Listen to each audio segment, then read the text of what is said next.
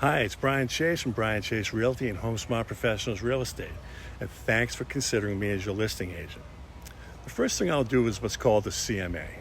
That's a comparative market analysis to determine how much other houses in the area are selling for.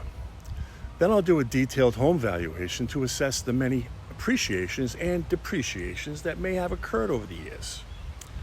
From that, we will have approximated the property's worth and will work directly with you to apply a pricing strategy that prices it just below what you feel it's worth. That way we can create some fervor and hype that will attract many buyers in the door. Now, in order to get those buyers in the door, we have developed a comprehensive and well-proven marketing plan.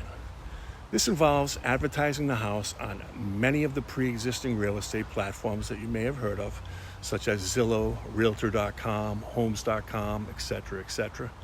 And I'll also put it on HomeSmart's website and YouTube page, as well as my personal YouTube page and personal website.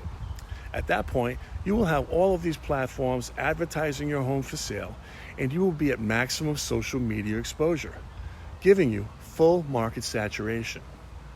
One more thing to remember, you just won't have me and all of this great marketing working to get you top dollar for your property.